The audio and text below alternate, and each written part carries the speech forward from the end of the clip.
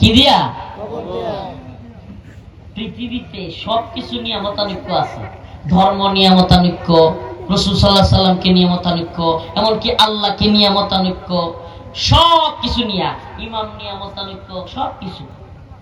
কিন্তু মরতে হবে এই জিনিস নিয়ে পৃথিবীর কোনো মানুষের মধ্যে মতানৈক্য আজ পর্যন্ত পৃথিবীর কোনো আবিষ্কার এরকম হয় নাই যে অমুক লোকেরা বলতেছে যে আমাদের মরতে হবে না। এই কবরস্থান কিংবা এগুলোর আশপাশে আসলে আমাদের অন্তরে কি মৃত্যুর স্মরণ হয় না? আকসিরু যিকরা হাদিমিল লাযাতিল মাউত। আমার রাসূল বলে তোমরা অতিরিক্ত বেশি বেশি বেশি বেশি মৃত্যুর কথা স্মরণ করো। সুবহানাল্লাহ। রাসূলুল্লাহ সাল্লাল্লাহু আলাইহি ওয়াসাল্লাম বলেছেন, কে বলেছেন? আকসিরু আকসিরু যিকরা হাদিমিল লাযাতিল মাউত। তোমরা বেশি বেশি করে আল্লাহর মৃত্যু, আল্লাহ যেটা দিয়েছেন, কুল্লু নাফসিন যায়িকাতুল মাউত ইযা জাআ আজালুহুম লা ইস্তাখিরুনা সাআ ওয়া লা ইস্তাকদিমুন। প্রত্যেক প্রাণীকে মৃত্যুর এমন স্বাদ গ্রহণ করতে হবে যেটা এক বিন্দু এদিক সেদিক হওয়ার মতো না। তাইলে কবরে কি এই কবরস্থানে যারা আছে তারাই গেছে, নাকি এই উপরে যারা আছি আমরাও যাব?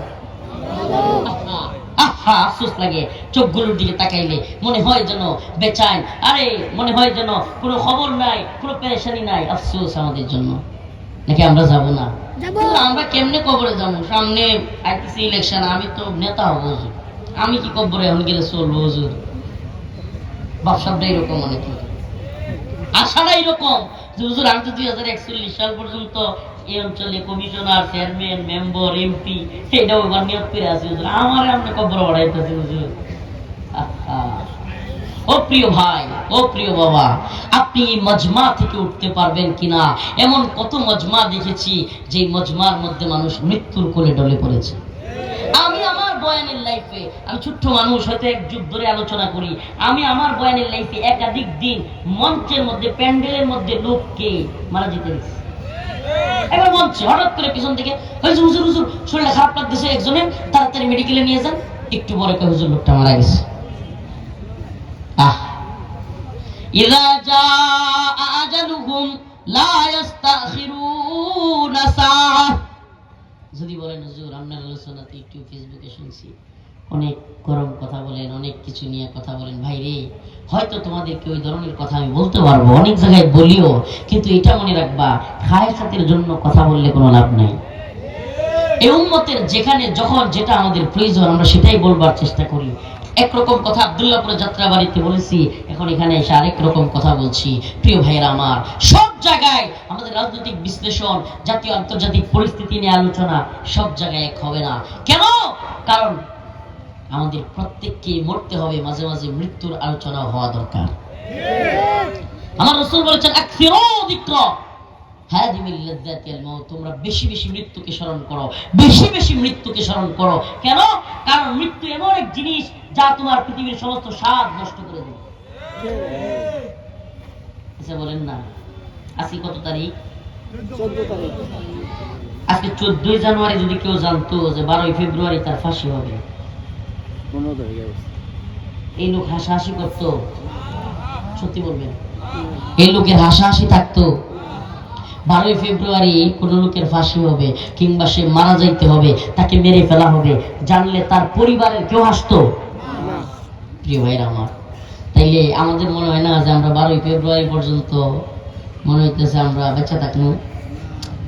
আমাদের অনেকের হালত এমন না যে আমাদের চিন্তাই নাই, পেরেশানি নাই, মৃত্যুর কোনো খবর নাই, নামাজের খবর নাই, আল্লাহর স্মরণ নাই, কিন্তু আমরা ইচ্ছে মতো তথাকথিত রাজনীতি, এটা সেটা ব্যস্ততা, আল্লাহকে ভুইলা ইচ্ছে মতো যা মন চায় তা করতেছি, ঘুরতেছি ফিরতেছি, নেতৃত্ব ক্ষমতা এটা সেটার পিছনে ছুটতে ছুটতে আমার রবকে ভুলে গেছি। এরকম আছে না নাই? কিন্তু আমরা কি কল্পনা করতে পারি যে এই কবরস্থানে যারা আছে তাদের সাথে আমাকেও শুয়ে যেতে হতে পারে? ও মুসলমান, সফলতা কোন পথে? কোরআনের সূরাতুল মুমিনুনের কয়েকটা আয়াত তিলাওয়াত করেছি, আয়াতের আলোচনায় চলে যাচ্ছি। আল্লাহ বলেন قد أفلح المؤمنون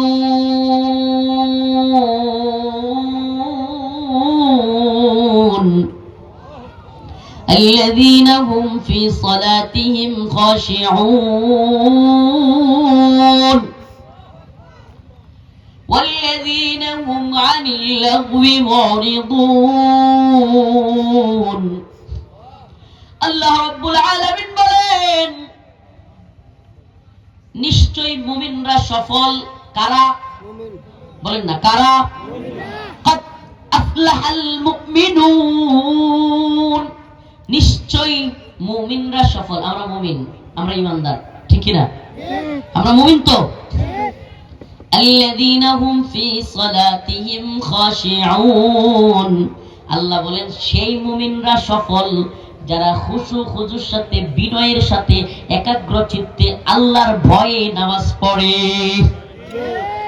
তাইলে আমাদের সফল মুমিন হইতে হইলে প্রথম যেটা শর্ত আল্লাহ বলছেন সফল মুমিনের প্রথম গুণাবলী খুশু খুজুর সাথে বিনয়ের সাথে সে কি করে আল্লাহর ভয়ে আজকে থেকে আমরা নামাজ পড়বো তো ইনশাআল্লাহ ইনশাআল্লাহ লিল্লাহি তাকবীর লিল্লাহি তাকবীর বলেন আয় আল্লাহ আজকে থেকে তওবা করিতেছি আর নামাজ ছাড়বো না আয় আল্লাহ আর নাফরমানি করব না আল্লাহ এই হাতগুলোকে কবুল করুন আমিন আল্লাহ তাআলা বলেন সফল মুমিনের সিফাত হলো খুশু খুজুর সাথে রাইসুল মুফাসসিরিন আব্দুল্লাহ ইবনে আব্বাস রাদিয়াল্লাহু আনহু বলেন খুশু খুজু বলা হয় এমন নামাজকে যেই নামাজ বিনয়ের সাথে একাগ্র চিত্তে আল্লাহর ভয়ে একমাত্র আল্লাহকে রাজি খুশি করবার জন্য হয় সেই নামাজকে বলা হয় খুশু খুজুওয়ালা নামাজ আমাদের নামাজ দুনিয়ায় কাউকে খুশি করবার জন্য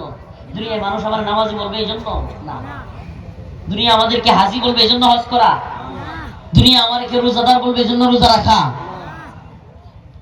ইন্না সালাতি ওয়া নুসুকি ওয়া মাহইয়ায়া ওয়া মামাতি লিল্লাহি রাব্বিল আলামিন আমার সালাত আমার নামাজ আমার কুরবানি আমার হায়াত আমার মৃত্যু সব কার জন্য প্রিয় ভাইরা আমার তাইলে আমি সফল মুমিন হইতে পারবো ওয়াল্লাযীনা হুম আনিল লাগবি মুরিদুন আল্লাহ বলেন যে লাগবি কাজ থেকে ফাহিশা কাজ থেকে গান বাজনা ডিজে পার্টি যাত্রা ফাত্রা অশ্লীলতা বেহায়াপনা ইয়াবা সেবন খারাপ কাজ কিশোর গ্যাং ওয়াল্লাযীনা হুম আনিল লাগবি মুরিদুন মুমিন ওই মুমিন সফল যারা এই ধরনের খারাপ কাজ থেকে নিজেকে বিরত রাখে আমরা সফল মুমিন হতে চাই তো তাহলে নামাজ পড়তে হবে সফল মুমিন হইলে ফাহিশা কাজ থেকে দূরে থাকতে হবে আল্লাহ বলেন ওয়াল্লাযীনা হুম লিযাকাতি ফাঈলুন সফল মুমিনের আরেকটা সিফাত হলো সে যাকাত আদায় করে সে সুদ খায় নাকি যাকাত দেয় বলেন না সে কি সুদ খায় ঘুষ খায় নাকি যাকাত দেয় তাইলে সফল মুমিন সুদ খায় না সফল মুমিন ঘুষ খায় না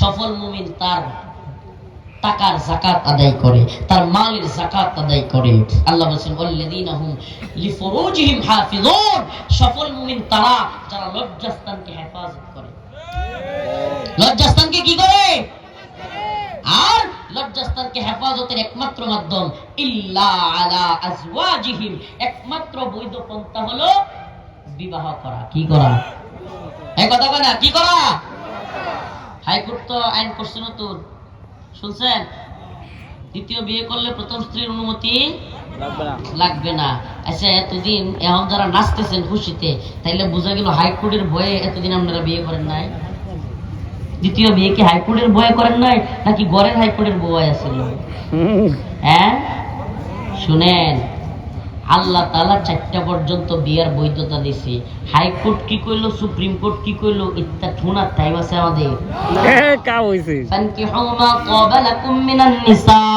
মাতনা ওয়া সুলাসা ওয়া রুবা এই ওয়াজ শুনলে যেই মা বোনেরা আমারে পছন্দ করতো এরাও আমারে পছন্দ করতো না যারা আমার ওয়াজ শুনতে আইছিল এরাও একবার সারা দিন ভালো কথাবার্তা কই হুজুর সেটা কইলো না বললো নাকি এটা যদি ওনাদের জামাইরা থাকে আল্লাহু আকবার তাইলে তো ওনারা বিপদে আসলে শুনেন বৈধ আল্লাহ পাক করছেন একাধিক দিয়ে কিন্তু সেটা করার মতো অবস্থান থাকলে তারপরে করতে হবে একজনের উপর ইনসাফ কায়েম যদি করতে না পারেন তার হক আদায় করতে না পারেন আরেকজনের নাম নিয়া অশান্তি সৃষ্টি কইরা দুই দিক থেকে পিটানি খায় না আর যদি আপনার অবস্থান থাকে আপনার দুনিয়াবি শারীরিক মানসিক অর্থনৈতিক সব দিকের অবস্থান ভালো থাকে তাহলে আল্লাহর পক্ষ থেকেই আপনাকে সেই বিধান দেওয়া হয়েছে আমি আমাদের বোনদেরকে বলবো অবশ্যই অবশ্যই যেন ওই অবস্থান কারো থাকলে একজনে যদি কারো হাজত পূরণ না হয় অবশ্যই তাকে অনুমতি দেওয়া উচিত।